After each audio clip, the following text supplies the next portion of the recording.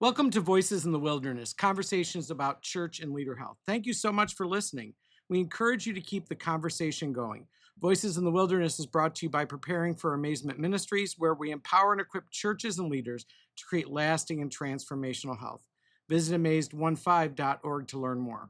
We also welcome any comments or suggestions. Simply email us at podcast@amazed15.org. My name is Marcus Carlson, and today our guest is Austin Dukes. Welcome, Austin. Thank you so much for having me. It's an honor to be here for sure. Yeah, fun to chat a little bit before we get started and catch up. And we're doing Yeah. this series, Things I Wish I Knew. So, things I wish I knew earlier in ministry, or knew about ministry before I got in it, or knew sooner, or whatever it might be. But before we kind of dive into that, maybe tell us a little bit about yourself and some of that ministry history and your ministry context now. Sure. So I've been in ministry in some capacity or another for about the last 10 years or so.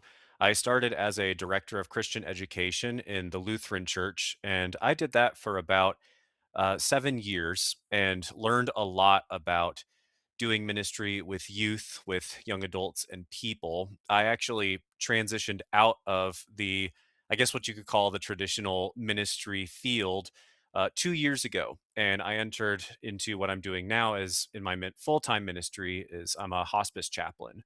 So I've been doing that for 2 years now here in the Omaha metro. And on the side, it's kind of, I hate to call it my side ministry, but it is a ministry in and of itself. Also a worship contractor for Life Church. Awesome. Awesome. That's the one thing I never did in the church. The music thing was not my skill set.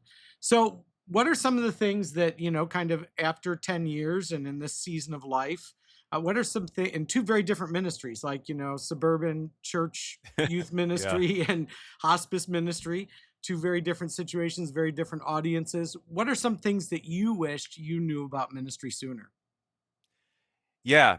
You know, it's it's a hard question to answer for a few reasons, but as I reflect back on my early years of really entering into ministry, which really goes back to my time in university, learning about ministry and preparing for actually stepping into that space. I studied theology and Christian education leadership at Concordia in Seward, and I just want to say they did a really good job at preparing me for ministry. I learned a lot about, truly having a strong foundation of theology, of understanding the different systems behind successful ministry, and starting to really measure what makes a ministry successful. And I would say I wish I would have listened a little bit more specifically to that, like what makes a successful ministry. Um, Not to get too much into speaking on, culture in church, but I think sometimes as people who are following Jesus, who are listening to his call, his command to us in Matthew 28 to go and make disciples of all nations, we hear that all nations and that all word. And I think we're drawn to that all in a really big sense. We sometimes get so focused on numbers and the how large something can be. And I found that I've, especially in the realm of hospice ministry, started to see success as measured in different ways. I think that for me, I wish I would have thought about how I wanted to measure, and well, not just thought about it, but established how I was going to measure success in ministry and where that idea of success actually came from. So, I guess to say, is the idea of success in ministry going to based on how many people are, we'll say coming to my youth group? Is it going to be based on how deep the relationships are between students, between volunteers, between people? Is it going to be based on how many people I actually pray with before the end of life? Or is it going to be based on how much more peace I see in someone's life before they pass from this world into God's kingdom? And so just getting an idea of like what is success actually going to look like for me in ministry, because it isn't necessarily going to be the same for say every other person. And I think that if I had spent more time really thinking about that and then coming to grips with the fact that like conversations need to be had about what success in ministry looks like, and having those conversations early on to make sure that, and I say this as being someone who probably should have taken more time to listen to others. Like, understand so that my vision of success is the same as the people that I'm doing ministry with, because ministry is, it's not just a solo gig where you do your own thing and you just, do what you wanna do. It's collaborative. That's what God designed us for. So, it's like one of many things that I wish I would have thought about before I entered ministry and learned more about. For sure, and I get that. I mean, and I think all of us, especially men, really, like all of us, the younger we are, the less we listen to others, right? And so that comes with like time and experience, and I think it's a really interesting point you bring up about this idea of what do we measure, what's important, what does success look like? Because I think sometimes you may have an idea and then you end up in a setting, a ministry setting where what they think is success looks different, and so then you've got to figure out, can you live with that, or Yeah. do you have to make transitions or try to change the system? Yeah, and I think that's something important you brought up. I used to see myself, and we have a decently long-standing relationship now, that I used to see myself as the person who, whatever I saw that was wrong, I was the person who needed to change it or fix it or be the person always advocating for change. And honestly, I I feel found that. that yeah, I yeah, I know that you do. I think what's been really freeing about being in hospice in particular has been God has revealed to me through the experiences and through just kind of living life on a day-to-day basis and trying my best to honor him, is that that's not what I in particular have been designed for. I found that in the quiet moments with someone sitting next to their bedside, they're unresponsive, they can't say anything, and that quiet space of prayer and just waiting and being in silence and just being there present in the room. Those are the moments that I found that I've been designed for. And so for me, success in ministry is not necessarily like, oh, I prayed with 15 people this week, or I prayed with 20 people this week, or, you know, I did a great job with working with my, trying to get the word out about my, hospice company or whatever. For me, on the spiritual level and the personal level, success has really become, am I doing a good job of caring for people? Mm, And are people feeling cared for in my ministry? And going back to, things that you wish you would have known or that you would have learned before going into ministry, I think that it's hard to teach people to care for people. mm, I think it's really easy to teach people how to listen better, to try to equip them to be more empathetic, to make people more sympathetic, but the actual experience of sitting in the room with people and some of the darkest, most uncertain moments, there's not a lot in life that can really teach someone about ministry besides that. And I would go so far as to say, I think that I've learned more in the last 2 years of ministry just about actually doing ministry with people than I ever maybe did in my time in a traditional ministry setting. that's really powerful. As you were talking, I think of a colleague who was one of my associate pastors, and he left to become a hospital chaplain. And one of Mm, the things he said is, and part of this was his personality, is and his enneagram and all that. But it's like, he's like, I'm tired yeah, of driving people or trying to pull people along. I just want to be responding to people. And I mean, certainly there's a yeah, part of that kind of ministry you're doing now that, you know, we've rescheduled this like 30 times, I think, right? Because like you're yeah. responding to what's happening, and those things are not usually planned, and so has that been a hard shift for you, like as somebody who's pretty driven, to move from like trying to be a driver to almost always having to be responsive? It's I guess it's I have the fortunate circumstance of being able to balance them with the kind of the contrast between what I do in hospice and then what I'm doing at Life Church. Okay, that So, makes sense. kind of shifting gears to like the Life Church setting, as a contractor, I'm not a pastor. I'm not someone who's full-time on staff with them. My role is to step in and to play the music that we are playing for the weekend to the best of my ability. At least that's what's on paper. our worship pastor does a really good job of giving us space for ownership of the music. Mm, And so I get to see directly within that setting on a, during Saturday services or Sunday services, we get to see how people are responding to the worship and to the music that we're playing. And we also have this time of real intentionality. And, it really comes back to the whole relational piece and caring for people. We have this time called Team Time 10 after our 10 o'clock service every weekend. And we sit together as a team and we, spend time either praying for each other or just having conversation about life or just doing fun things. But that space that we have, I think it's easy for, and not to get into this topic too much because it's a big one, but the kind of like what you would call quote unquote green room culture of mm, worship teams, I think it's really easy for that space to become lazy and for it to become a space of just separation and okay, now I'm just waiting for the next service. And I would say that our space and the culture for our campus is anything but that. It's been a space where, even if we are, let's say, showing each other a couple funny videos or something like that. Um, all of those moments somehow in a way that I think only God uses them lead us towards growing closer together and being more intentional because maybe we show someone well actually this last week for example someone showed a video of an intro to a song that we've been talking about doing for baptisms this weekend. And, even though I'm not on team this weekend, so, it could be as easy as just saying, oh, well, I'm not on team. I don't care about that. Like we got into a conversation as a team about like, how do we make this moment really mm. impactful at the beginning of the service?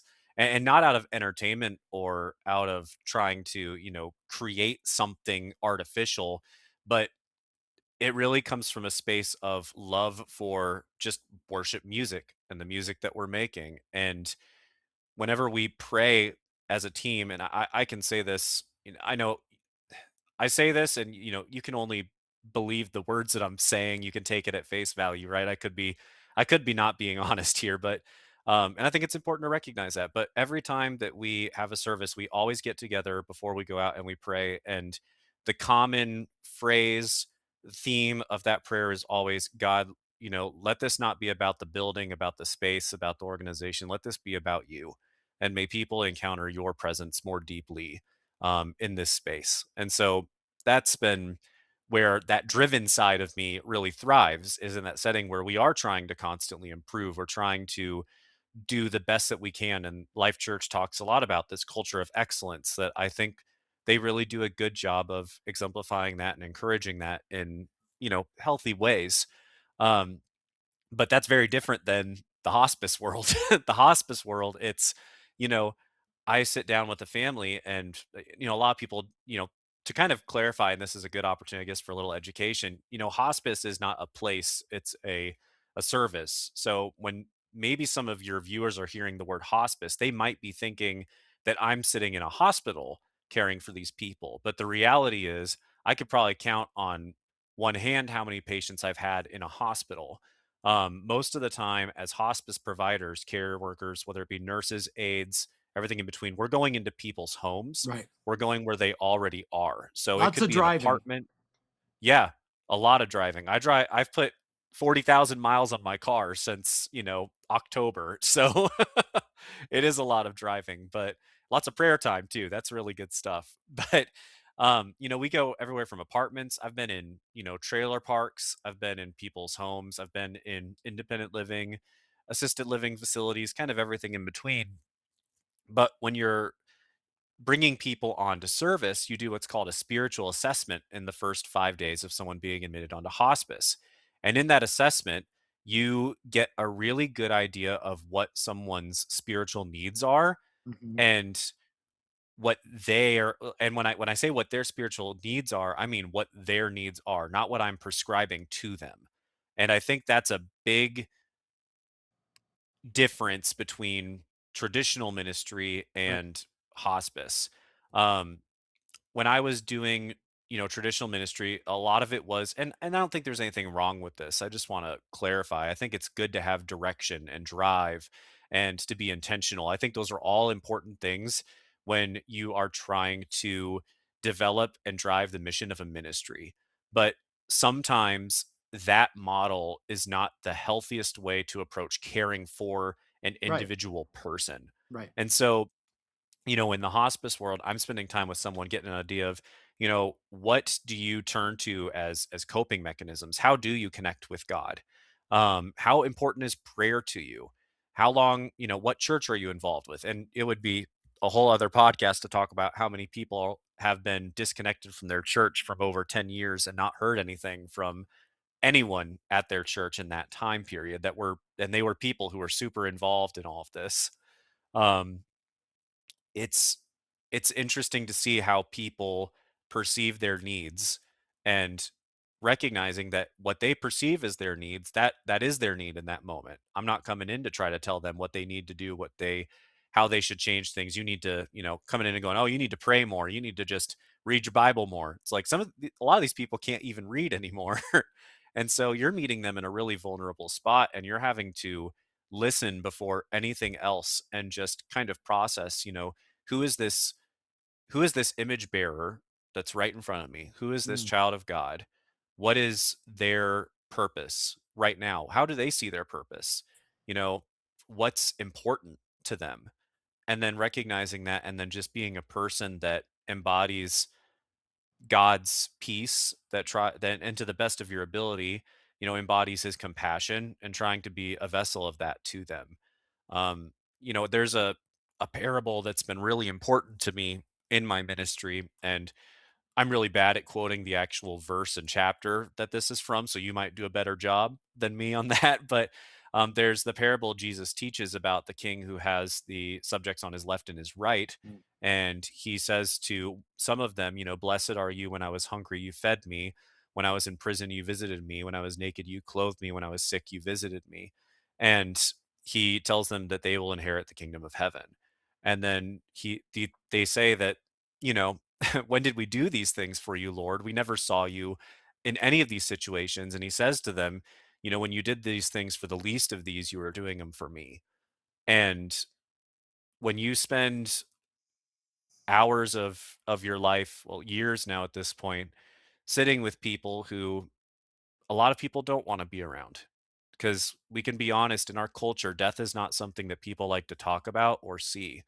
Um, and when you spend a lot of time with that, it really starts to teach you about what's important and how important these people are in these moments to God. Because we our lives are so busy, you know this very well. Like, we have so many things that are important to us: hobbies, family, um, work, everything in between.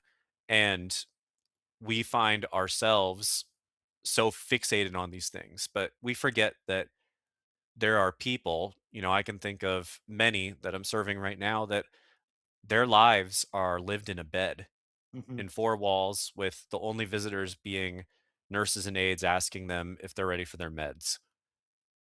And you think about that, for a short amount of time, like even for me, I'm with patients on average for like 45 minutes to an hour and a half for a visit. Um, that is a short amount of time in comparison to the weeks that go on for people Yeah. in that state. So, Hospice ministry for me, I think I always tell people it's incredible. Like, as a pastor watching it, I've had friends, family members, people of all faiths and no faith experience it, and just really, really incredible. What did you wish you maybe had learned in your educational journey for ministry that you didn't? yeah, I think it goes back to the how to care for people. I learned about different orientations of ministry. So, like task orientation, process orientation, goal orientation. Those were some big things that we talked about. There was a class that I had that was really good, that it opened my eyes. It was called Ministry in a Changing World. And it was taught by a really awesome man of God named Dr. Paul Holtorf at Concordia University. I don't know if he's still there.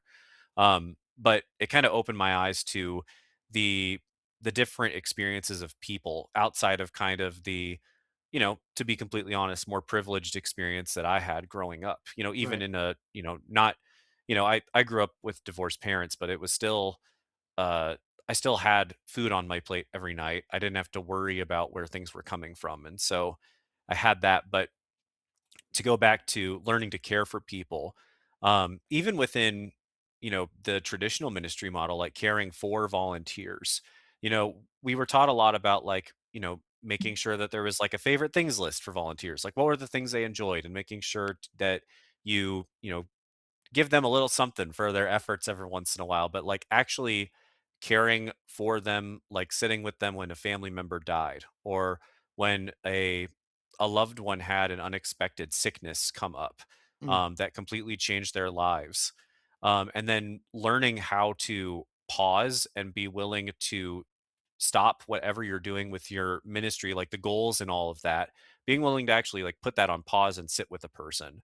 Um, Sometimes we weren't really taught how to actually do that in a way that was And it's healthy and just being effective. present, but we're just terrible at it as a culture, right? It's not Yeah, always about having the words, it's just oftentimes being present, but we just feel so awkward about that, and we're just so conditioned to feel like we have to be doing or saying something all the time.